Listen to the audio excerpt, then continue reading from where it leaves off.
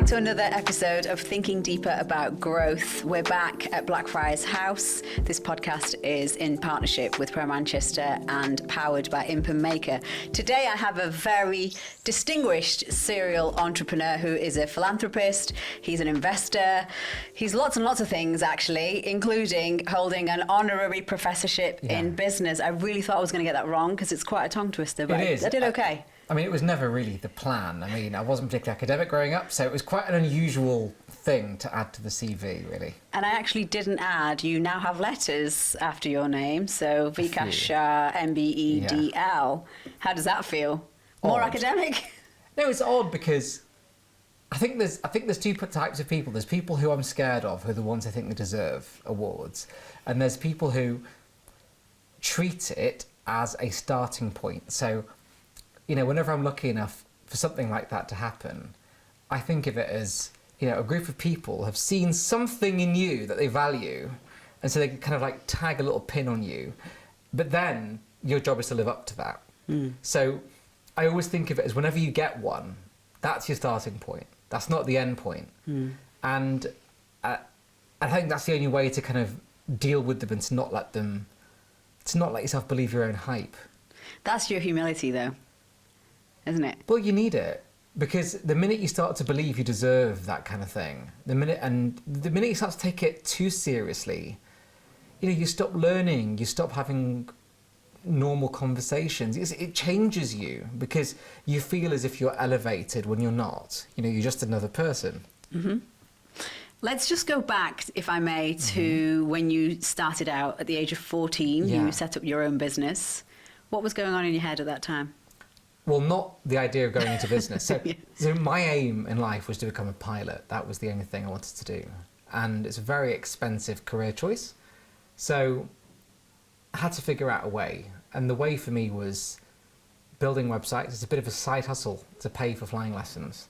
And what I hadn't anticipated is that's when the first dot-com boom was starting. So I was like 13, 14 at the time. And then before you knew it, I was kind of 16. I had employees in several countries, and it had turned into a real business. I also didn't realise I'd find something that I enjoyed. That was the real surprise, was discovering like a passion that I never knew I had in terms of doing business and building things. And so that was great, because it changed everything. How important is that, do you think, for a person?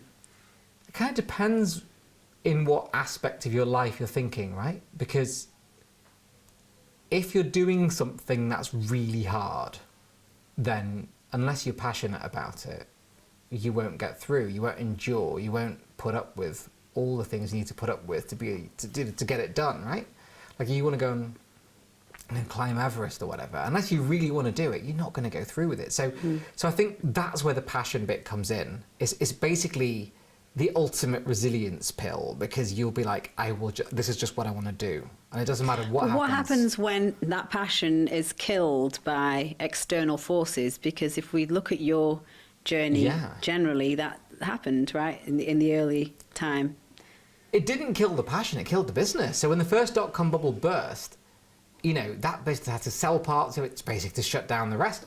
And it was odd because I fell out of love with that particular business after that, because it was kind of, you know, it was quite painful, obviously, but then it was still this thing of, well, I've got this thing I can do now. It's kind of a nebulous thing, like being a business person. And so I thought, I've got to build something else, because I kind of enjoyed that process. So it didn't dampen the passion.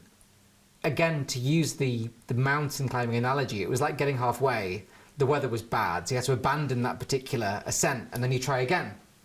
Okay, so taking that example, if you could go back to that 14-year-old that went through up until 16, what would you tell that 14-year-old boy today? Maybe, it's a difficult one, isn't it? Because life makes complete sense in retrospect. And, you know, we look back in life and go, oh, I should have done this, should have done that. But most of the time, you make the best decision you can with the information you have that day. And if it doesn't work out, it doesn't work out. But hindsight gives you that vision where it should have worked out. And I think part of me would go back and tell that 14-year-old not to do it. Because Okay. The sacrifice of missing growing up was odd, because I had to grow up a lot in one dimension, in the kind of business and that side. But, you know, those are the real formative years when you should just be kind of slightly more, you know, relaxed and enjoying life and kind of discovering yourself. And I think missing that was difficult. I don't know what impact that's had. Would you say you've lost quite a hefty element of your childhood then, because you were focused on the business side so early?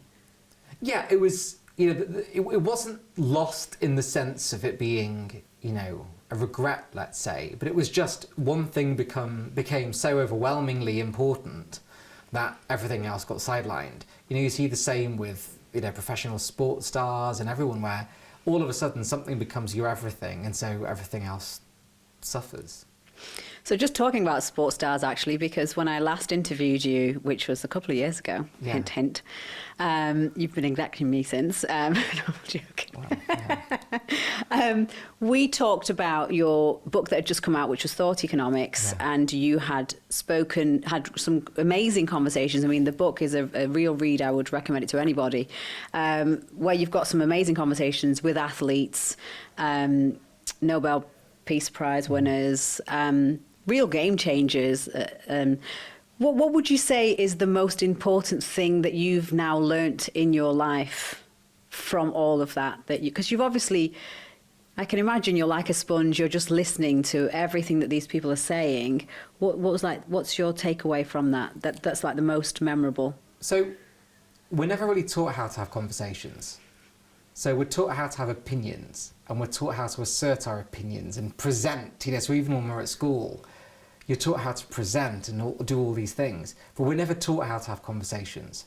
And we're never taught how to enter a conversation and not be judgmental and listen and let a conversation flow. And I think for me, you know, I've done like 500 and something interviews over the last 15 something-ish years with Thought Economics. And I think the big learning for me was that. The big learning was, how do you have a conversation? How do you build rapport? How do you really get to the nub of kind of what makes people tick and what matters to them? And, you know, intuitively, we should all know that. But, you know, the minute digital culture came along, it distanced us from each other. I think way before that, intuition has been long removed from most of us. I think it has, but, you know, look at it this way. You know, we will, you know, on the occasion that I reply, which I'm apologetic for, you know, we usually will chat on WhatsApp or something. And it's not the same, right? This is on record, by the way, peeps. Yeah, and it's not the same. You know, you can have a functional, interesting conversation, but you miss all the important bits of conversation. You do. And that to me has been the biggest gift of doing all those interviews, is learning how to have conversations, learning how to suspend belief and suspend judgment and all those things. And then sometimes you have conversations which you can't go back from. You know, so I interviewed 7 of the Holocaust survivors, and whilst none of them would ever, and rightly so, excuse what happened to them, they were all able to find peace with it, and they were all able to, in some senses, forgive what happened. And, you know, when you're having a conversation like that, how can you then hate anybody or anything when a person who's been through that is able to be, you know, stoic and almost forgiving? Does that make you a lot more conscious and mindful? And how important is that on a day-to-day basis then, do you think? Because you've been so fortunate to have been graced with this information. You know, people will learn this through their separate conversations with separate people, but you've had the advantage of having access to some of these incredible people that have been through so much. How does it form your life moving forward? It makes me really happy, but it also makes me really sad, because, you know, what you said there is often posed to me, which is, I've been able to meet all these interesting people, but guess what? Everyone can go to a library. And you know, one of the reasons Thought Economics is basically in text is to replicate that, because if we think about what really forms culture, what really makes our society work, it's philosophy. It's the philosophy that creates the ideology of the time, and that's really what everything's built on. And philosophy's deep, and it's hard, and it's complex, but that's the kind of secret key to unlocking an understanding of the world and an understanding of morality and aesthetics and all those important things that drive how society works. And we've relegated things like the arts, and we've relegated things like philosophy to being part of this haute couture culture. So we think of those as things that people do when they have money or whatever, but we forget that for most of civilization, conversations around art and philosophy were basically just what people talked about, and it was important.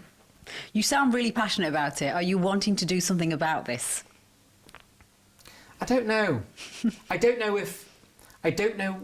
Do you think it would be received well, given the number of distractions that are out there that you've just talked about? People's ideologies around different subjects are now completely different to what we're talking about, being the kind of ground foundation base of philosophy. So it links back to the notion of what's valuable in society, right? And if you live in a society where knowledge and truth and those things are valuable, then yes, I'd like to do something about it, but I don't know. And the simple reason is because I think we're at a stage in society where what people count as valuable is rather less important, in my view at least, because I think value now is profile and exposure. And what's value to you? I don't know, because I don't know if it's something you can articulate. Is it happiness? Maybe, but... So what would happiness mean to you? How do you define that? So I'll give you an example. You could go and see a painting that you love, right? Or you could see a sculpture that you love, and you look at it and it makes you feel a certain way. And you'll know that feeling is the right feeling to have, but you couldn't necessarily write it down. In the same way that if somebody was born blind, it's difficult for them to describe, you couldn't really describe to them what red is. And I think the problem we have is, in the wish to describe everything, we miss the fact that there's a lot of things which are kind of beyond that. And so as to the question of, let's say, what my value set is, it's more of a feeling. It's more knowing that I'm on the right path as opposed to being able to articulate it into kind of a 10-point plan. What do you think people may misunderstand about you? I think, I think a lot of people might think it's easy.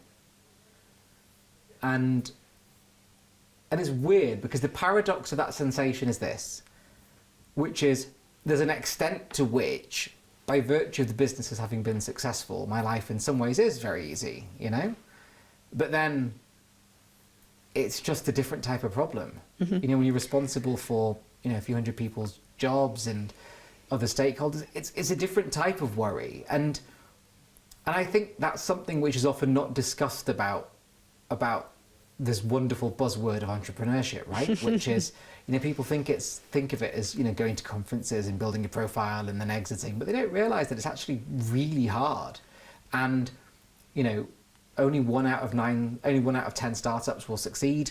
Only maybe 20% of companies survive past 3 years. It's really hard. And that's the conversation we kind of don't have about it. It's interesting because whenever I've spoken to you and when you have gone under the radar, it's because there's things going on. Post-lockdown, during lockdown, a little bit after that. But the thing that I always found very refreshing about you is that you were honest. You always told me what was going on. If it was a situation within your work, you always said, look, this has happened or that's happened. When it was to do with Brexit and the whole impact that it had on your business. Do you think if people did that more and they weren't trying to live in this bubble of this is how I'm supposed to look as an entrepreneur, that people may succeed? Well, I think it might make people go further, maybe. I think lifting the veil of what running a business is really like, I think will be far more healthy when people are determining, is that the right career choice for them? Or is that something they want to do? You know, we're in a lovely building and there's a kind of co-working space outside and there's lots of people there at the early stage of their journey. And when I'm mentoring people, oftentimes that's the hard hurdle to get over is, you know, when you budget it, you're like, you know, I've got this time and you're having fun and all this. And then all of a sudden things get real. You have your first dispute with a client. You have to let an employee go. You have to bid on a contract. You know, reality hits you really hard in that situation. And that's the bit I think is not often discussed because people glamorize entrepreneurship like it's something going out of fashion. Yeah. Yeah. And it really isn't. And I'm not saying that to be dismissive of it because, you know, I've been able to do some really incredible things in life as a result of choosing this particular life, but it's not what people think it is. Amazing. Thank you so much. That was great. Yeah.